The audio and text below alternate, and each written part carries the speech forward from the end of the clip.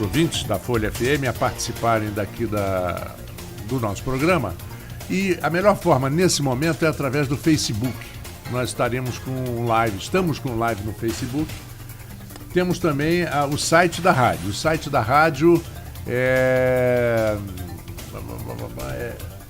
Folha FM 98, folhafm98.com.br. O Facebook é a página Folha FM 98,3. E nós temos já a participação de vários ouvintes e vamos...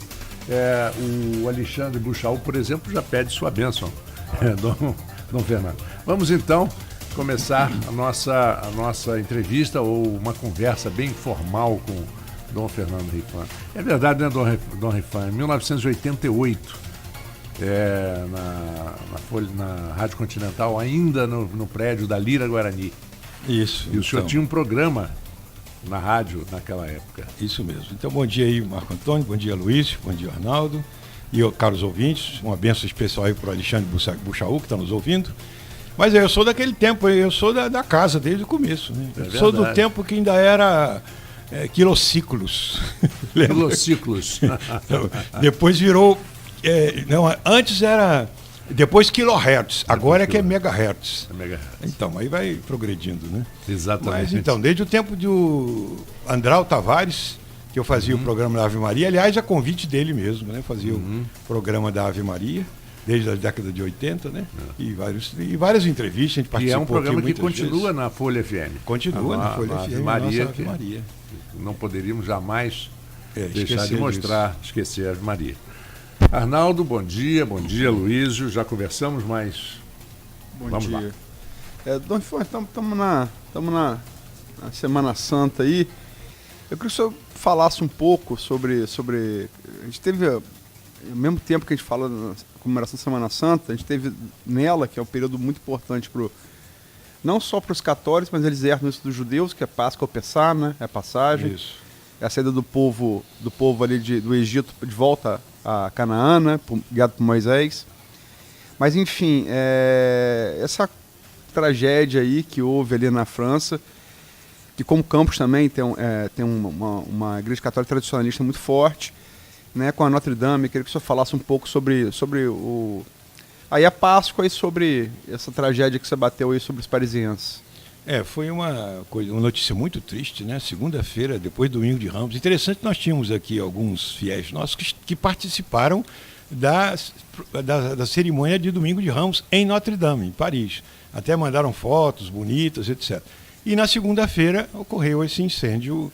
Não, até hoje ninguém sabe bem a origem, mas estava em obras, né? Então foi lá em cima no telhado, estava cheio de andames. É uma coisa perigosa esse negócio de obra, porque alguém deixa coisa fora do lugar, deixa um maçarico ligado, deixa num ventilador lá, enfim, um cigarro pegou fogo lá no telhado. Mas as notícias boas foi que não foi totalmente destruída, ou seja, só o telhado, que é todo de madeira, que caiu, mas os arcos, as paredes e os arcos, as colunas todas ficaram. O órgão parece que não foi danificado.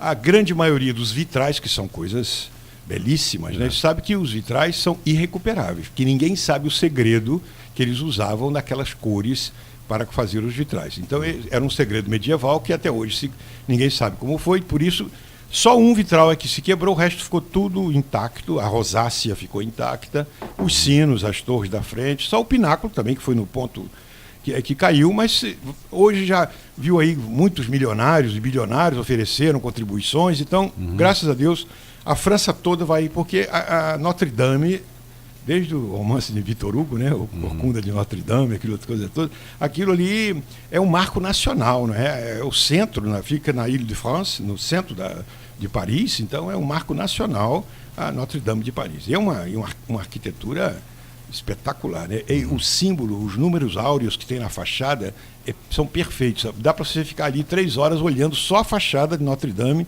dada a combinação de linhas arquitetônicas, que é uma coisa fantástica e medieval. Interessante que a catedral, ela foi tema e foi cenário para muitos filmes, por exemplo. Isso.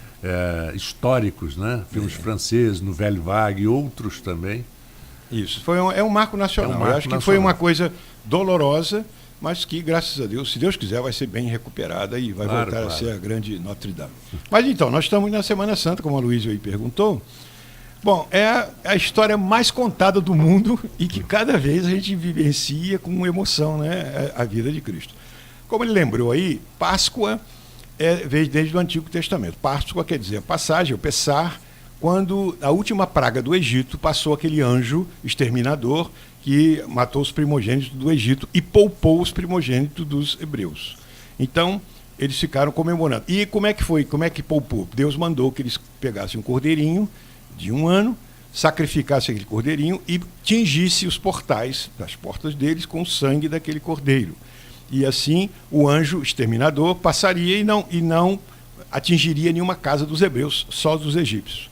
Por causa disso, desse último castigo, o faraó deixou partir os hebreus. E eles partiram para o deserto, foi a grande saída, o Éxodo, né? Foi o êxodo, eles saíram para o deserto, chefiados por Moisés, que tinha sido escolhido por Deus, e assim foi. Essa passagem, então, todos os anos eles faziam a mesma coisa, e fazem até hoje, né? Os judeus pegam um cordeirinho e o sacrificam, e usam o sangue, e comem, como Deus tinha mandado, de pé, com o bordão na mão, como se preparando para a saída.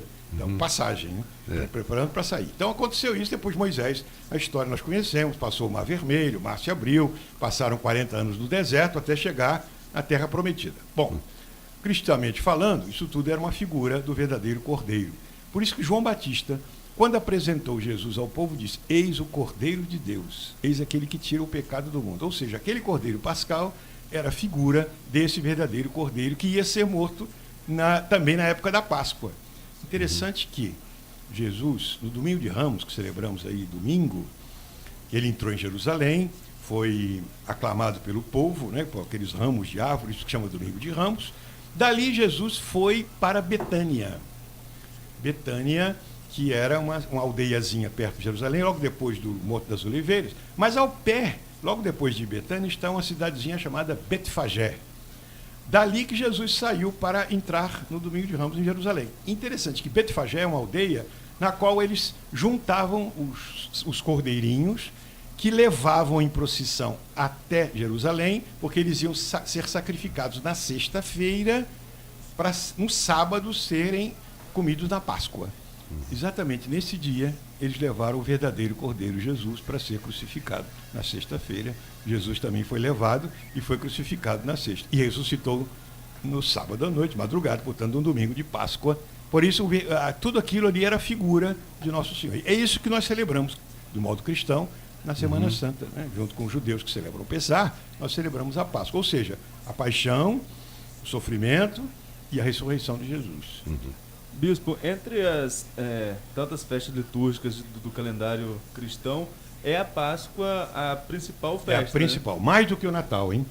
Porque são duas grandes festas, Natal e a Páscoa. Só que o Natal existe para a Páscoa, né? Porque Jesus nasceu para depois se sacrificar. Mas a Páscoa é o centro do calendário cristão, em volta da qual estão todas as outras datas, tanto anteriores, aí você vem a Quaresma, etc., e posteriores, que são o tempo da Ascensão, Ressurreição, o tempo do Pentecostes. Então, por isso que a Semana Santa, por que ela é variável? É uma pergunta séria. Que eu ia fazer. Você ia fazer. Porque o Natal é fixo. O Natal 25. É fixo, 25. Claro, também é simbólico, né? Não se tem certeza absoluta. Lógico. Agora, a Páscoa não. A Páscoa coincide com a dos judeus. Por quê? Porque os judeus, o calendário dos judeus é lunar. O nosso calendário é solar. Por isso que não coincide. A Páscoa é no primeiro domingo depois do plenilúnio do equinócio de primavera. Essa é a data fixa, é fixa para os judeus, 14 de Nisan. Então, como é fixo no calendário lunar, ele vai ficar variável no calendário solar, porque não correspondem os dois. Então, nos judeus é sempre fixo. Ou seja, depois da primeira lua cheia do equinócio de primavera no hemisfério norte, para o nosso aqui seria o... Como é que chama isso? Equinócio lá de cá? Tem solstício. Solstício, então. Solstício. Então, começa, lá é fixo, então, como nós aqui, a lua cheia agora, primeiro domingo, Páscoa. Por isso varia essa data. Bom, variando a Páscoa, varia a Semana Santa, varia a Quaresma e varia o Carnaval. Por isso que o carnaval também é móvel, porque o carnaval vem a ser antes da quarta-feira de cinzas, que é o começo da quaresma. Então tudo varia junto. Exatamente, são 40 dias antes. Isso. E como o senhor vê, o senhor falou da data simbólica, hoje as emissoras de televisão, essas que pesquisam história e que são excelentes, elas mostram muito todo o desenvolvimento do cristianismo, né, da vinda do Império Romano, aquela coisa toda. E hoje alguns cientistas tentam justificar e explicar tecnicamente a abertura do Mar Vermelho. Muitos dizem hoje que tenha sido um problema de maré, tenha sido um... Como o senhor vê isso sob o ponto de vista? Bom, isso é o seguinte, não pode se negar que houve uma intervenção divina. Se houve uma maré alta ou baixa, mas naquele momento que os judeus iam atravessar, a coincidência não deixou de ser uma providência. Claro que não foi igual Hollywood, aqueles filmes de Charlton Heston, Abriu o Mar... Cécio B. DeMille, o diretor. Cécio B. DeMille. Não é aquilo, né? Evidentemente. Mas que houve uma passagem para os judeus nesse dia e que depois o mar subiu e matou os egípcios, isso, claro que foi uma intervenção divina. Deus pode ter usado das próprias forças naturais que fazem haver esse fenômeno. Claro que pode haver também ter tido um milagre, ninguém sabe, né? Porque também o Mar Vermelho hoje não existe mais, que ninguém sabe bem onde ele ficava, que era o Mar dos Juncos, não corresponde ao Mar Vermelho atual, mas que ficou um pouco perturbado pelo Canal de Suez. Então não se tem certeza absoluta onde era realmente aquela passagem. Alguns acham, não, teve descobertos arqueológicos, descobriram várias rodas de egípcios enterradas ali naquele fundo do mar. Pode ser. O fato é o seguinte, Deus interveio em favor daquele povo e conseguiu salvar aquele povo. Mas, Fã, o senhor falou sobre as pragas do Egito, E aí, esse debate existe desde... Até porque o judaísmo é bem anterior ao cristianismo, existe muito tempo, né? Antes de Cristo. Mas é uma coisa que quando eu li o Êxodo, porque Deus fala com Moisés assim, eu vou trazer a praga, o faraó ele vai balançar, mas eu vou endurecer o coração dele. Quer dizer, eu sempre fiquei pensando assim, que coisa meio torturante. Se você queria que soltasse o judeu, por que você, na hora que ele ia enfim, ver a praga, ficar com medo, ou enfim, ou ser tocado, ficar emocionado, soltar, por que Deus endurece o coração dele? Para quê? Para provar que ele... Não é uma coisa meio torturante essa perspectiva? Isso aí chama-se antropomorfismo. É um modo de escrever humano de coisas de Deus. Deus não é igual a nós, sujeito a essas paixões de raiva, de provocação. Não. Só que é um modo humano. Lembre-se que aquilo foi escrito, não foi no tempo de Moisés que tinha alguém tomando nota. Foi escrito no tempo do exílio, muitos e muitos anos depois. Bom, o Pentateuco é atribuído a Moisés, né? É atribuído, mas realmente não é dele. Claro que é. É a Torá dos judeus. Tanto assim que a Torá, embora a gente pode dizer que estruturalmente foi de Moisés, mas realmente foi escrito no tempo do exílio, no tempo de Esdras e Neemias, bem depois. Mas ali, claro que as bases são Moisés. Mas por isso mesmo que é narrado na pessoa de Moisés. E Moisés disse, se não era ele mesmo que estava escrevendo, não podia ser assim, né? E Moisés disse, tal. Então, o modo de explicar as coisas é um modo assim, mais ou menos como Camões, quando escreve Lusíadas e aquele tal, o gigante Adamastor que apareceu. É um modo de você descrever um pouco a epopeia dos judeus. Então aquilo ali mostra que Deus, então, quis que Moisés, mas você pode falar com Moisés, mas depois vou endurecer o coração dele. Claro. Ou seja, aconteceu aquilo e você atribui a Deus gestos humanos. Claro que aconteceu foi isso. O faraó disse que não ia soltar, Moisés pressionou, o faraó soltou, mas depois voltou atrás. Isso ele fez, isso muitas e muitas vezes. Deus endurecendo o coração. Eu não entendi por que. Se Deus queria que ele soltasse, por que não soltou na primeira praga? Precisou de uma pessoa. Precisou de mais praga. Exatamente. Esse negócio de endurecer o coração é um modo de se atribuir a Deus coisas humanas. O faraó fez aquilo. E o escritor sagrado atribui que Deus endureceu o coração dele. Sim, na verdade, não foi isso. É o faraó que, por si mesmo, usando a sua liberdade, não quis. Não é? Porque não é que Deus. Porque uma das coisas mais difíceis e misteriosas é a vontade de Deus e a liberdade humana. O Papa Bento XVI tem uma livre-arbítrio. O livre-arbítrio. O Papa Bento XVI tem uma frase misteriosíssima e fantástica. Deus colocou limites à sua onipotência quando deu liberdade ao homem.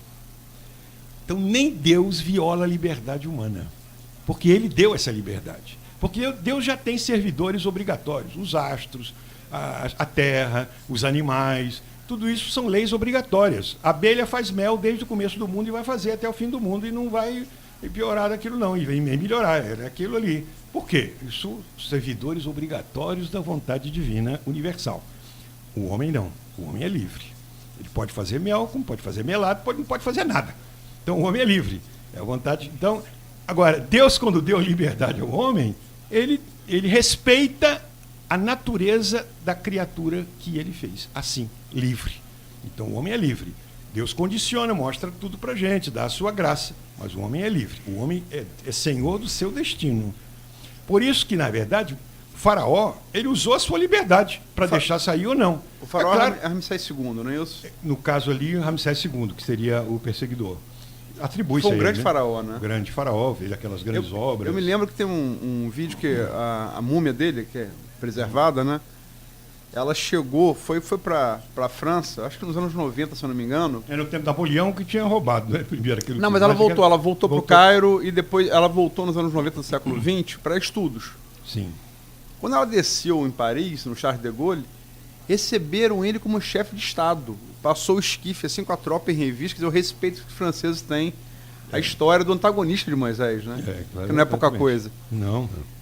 Tanto assim que as grandes descobertas de Napoleão, o Champollion, Sim, que leu sim. a Pedra de Roseta. Pedra de Roseta, então era da equipe de Napoleão. Traduziu os hieróglifos, né? Então, ele traduziu, mostrou, porque era uma pedra que tinha as 3 línguas, né? Porque até grego, aramaico e hieróglifo. E os hieróglifos egípcios. Por isso que, até hoje, é o grande descoberto. Porque até aquele tempo, ninguém sabia o que queria dizer aquelas figuras, né? Mas ele também pegou das missas cristãs, que parece que o copta é muito próximo, o copta, que se fala no... como o copta é o cristianismo egípcio. Sim, egípcio, mas ele foi preservado e o som era muito próximo ao que os egípcios antigos falavam. Exatamente. Ele estudando a fonética do copta, ele também conseguiu traduzir. Falando em idioma, já que vocês estão falando, uma ouvinte nossa aqui da Folha FM, a Verônica Vieira Coelho Amar, pergunta: quantos idiomas o senhor domina? Mal, né? Porque a gente vai falando muito assim. Bom, eu estudei uma porção de idiomas. Eu estudei grego bíblico 5 anos, estudei hebraico, eu estou terminando agora meu curso de hebraico, e bíblico também, claro. Estudei um pouquinho de árabe, mas realmente o que a gente fala mais é italiano, espanhol, português, francês e inglês. Esses aí que a gente fala razoavelmente. Só um pouquinho. Só um pouquinho. Só um pouquinho. A gente se atrapalha no português, né? A gente se atrapalha no português. Tinha uma história antiga que dizia o que é poliglota. Como se chama uma pessoa que fala muitos idiomas? Aí, poliglota. E como se define uma pessoa que fala um só? Aí o sujeito respondeu: americano. Porque o americano só fala inglês. Exatamente. Com exceções fantásticas, né? Bom, mas vamos seguindo. Obrigado a participação da ouvinte. Dom Rifão, você está falando uma coisa verdadeira, quer dizer, o calendário lunar, que é o que rege a Páscoa, que é o calendário dos hebraicos, né? E com os romanos em diante a gente passou a adotar o calendário solar. O calendário, como a gente conhece hoje, é a partir de Júlio César, que introduz o mês de julho, que tinha um problema ali de data, enfim. Mas o símbolo dos árabes é o crescente muçulmano, porque justamente a diferença que eles têm para os ocidentais. O calendário deles como dos judeus, ele é lunar. Por isso o crescente, né? Para marcar para os árabes a diferença deles para nós. Agora, você estava falando, quer dizer, como a gente herdou a tradição... falando nós cristãos, a civilização cristã herdou dos judeus muita coisa, a base toda. Como os muçulmanos também, eles são, quer dizer, um passo seguinte. São herdeiros também dos judeus e dos cristãos. Sim. São primos. São primos. Juntou aquelas 3 coisas e fez o Corão. E por que, assim, o Corão? Por que e a primeira revelação do Gabriel para ele, eu acho fascinante, é leia, né? Gabriel alfabetiza Mohammed, que era analfabeto. É fantástico isso. Leia. Então. Mas por que há tanta briga e tanta... Se nós temos essa origem comum, adoramos o mesmo Deus, Deus de Abraão, Exatamente. com nomes diferentes, lógico, Yahvé, Eloi, Adonai, Allah, Deus, mas é o mesmo Deus, o Deus de É o Abraão. mesmo Deus, claro. Aliás, uma coisa para se dizer. Alá é Deus. Porque às vezes jornalistas falam, Alá, o Deus dos muçulmanos. Não, Alá é Deus, simplesmente. Deus de Abraão. É Deus, o único, né? Deus, porque é o mesmo nosso. Só que em português é Deus, em inglês é God, e assim vai, não é? Dieu em francês, por lá. Mas é Deus. Então, por exemplo, o próprio em árabe, o católico árabe fala Alá também. Eu digo, em árabe eu dizer o católico, Allah Kibir, Deus é grande. Alá é Deus. Já o muçulmano fala Allahu Akbar, quer dizer, Deus é o maior. Allahu Akbar é muçulmano. Allah Kibir é cristão. Mas é o mesmo Alá. Então, bom, na verdade é o mesmo Deus, porque Deus é um só mesmo. Né? Você pode ter várias concepções dele, mas ele acaba sendo um só. Mas o de Abraão, porque se nós dizemos que Abraão é nosso pai na fé, porque ele é pai também dos muçulmanos, que o seguem por causa do Ismael, que é filho de Abraão, ficou com Agar, escrava egípcia. escrava, né? Ah. Então, e o Isaac, que é filho de Abraão, que com é o Esther, pai do povo hebreu. Com Esther não, com E nós, Sara. e como aquilo tudo era figura de Cristo, aí Cristo veio ser o cristão. Então, vamos dizer... Agora, essa divisão, de fato, é meio inexplicável, mas você vê que o Isaac já brigava com Ismael. E aí essa briga continua até hoje. Né? Então, Não, os dois... porque é um gap que o Mohammed, o Maomé foi muito... Porque Ismael, quando Esther, depois que ela tem Esther não, Sara, Sara que tem o Isaac, porque quem faz o Abraão ter o filho com Agar é a própria Sara, porque ela não podia procriar e tal, era importante ter descendência. Ele vai dormir com Sara, aí tem Ismael. Depois Deus dá a fertilidade a ela, e ela tem o filho, com Agar. Aí tem Ismael, depois dá a fertilidade a Sara, ela passa a ter some com Agar e Ismael. E isso fica assim, quer dizer, é uma coisa que fica, essa linha fica perdida no Velho Testamento. Pois é. E aí, o Maomé, quando faz o livro de Islã no século VII, ele pega essa linha, que está perdida no Velho Testamento, e fala, não, Abraão não era um pai cioso, ele ia lá de vez em quando visitar Agar, Ismael, e aí são os ismaelitas ou árabes que vão fundar o Islã, né? Exatamente. Agora, na verdade, tinha que ser tudo junto, porque não tem essa razão de brigar. Por que vão brigar? Mesmo Deus. Mas aqui eu digo, né? Qual é a solução para o problema do Oriente Médio?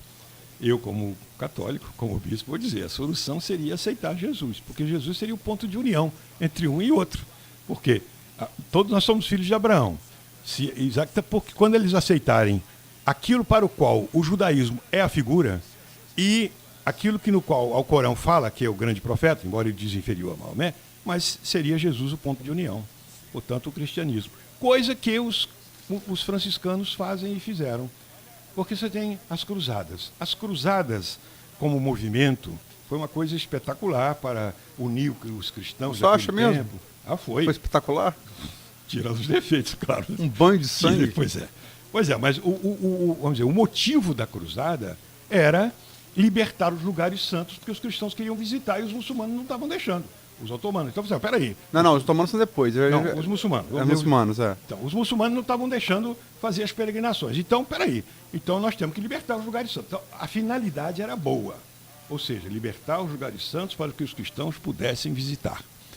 Bom, no meio disso tudo, banho de sangue, confusão e orgulho. Por isso mesmo que falhou. Aí, no final de contas, as cruzadas falharam.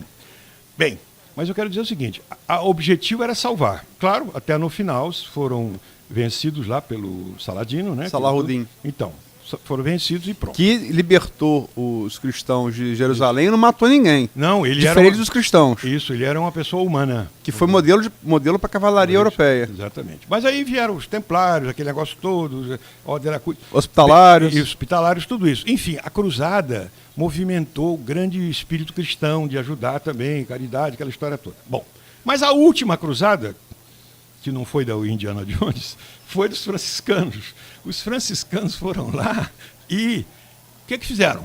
Bom, o objetivo da cruzada não é libertar os lugares santos? Eles foram comprando pouco a pouco. Então, hoje em dia, você pode visitar os lugares santos tranquilamente, porque os franciscanos tomaram conta.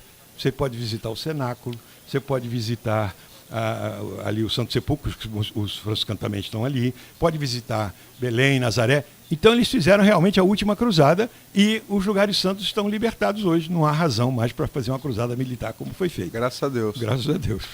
Mas agora, pouca gente sabe também, quer dizer, para os muçulmanos, eles chamam, falo nome diferente, eles chamam... que o nome de Jesus era Yeshua, né? Yeshua ben Youssef, né? Isso. E em grego Jesus e em latim Jesus. Os árabes chamam Issa. Issa. E os muçulmanos creem na Imaculada Concepção, creem em todos os milagres. Virgindade de Nossa Senhora. Imaculada Concepção. Eles O creem... que faz o melhor de Nossa Senhora é o Alcorão. Eu já li várias vezes. Eles creem em todos os milagres, eles só não creem nele como Messias. Isso. Eles creem nele como profeta, como foram vários outros. Mas assim, eles acreditam em tudo. Em todos os milagres que um cristão crê, atribuídos a Cristo, o muçulmano crê também. E assim, tem muito respeito por ele, como profeta. Respeito. Por isso que dá... Por exemplo, eu sempre vou ao Líbano. No Líbano, agora que fui ano passado, a gente vai lá visitar Nossa Senhora do Líbano, em Harissa, lá. Os muçulmanos vão lá rezar também. Eu visitei o túmulo de São Charbel, que é o grande santo padroeiro do Líbano. Lá, nesse dia que eu fui, estava lá o neto de Bashar al-Assad, que é muçulmano, que é o Sírio, né? ditador da Síria, estava lá rezando também. Então, os muçulmanos também rezam junto com os cristãos ali.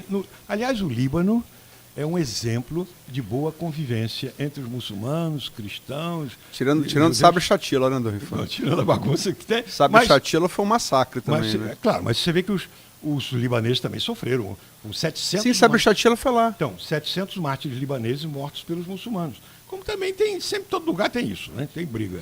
Mas nesse ponto, por exemplo, eu visitei o presidente do Líbano, fui recebido por ele, né? O Michel Aoun. Ele é católico, maronita. O vice, o primeiro-ministro, é muçulmano. Eles têm essa divisão lá, né? No parlamento. Isso. E o outro do parlamento tem que ter tantos um é sunita, outro xiita. E outro já maronita. O outro é alauíta. E o presidente tem que ser católico. Bom, mas cristão maronita, né? Maronita.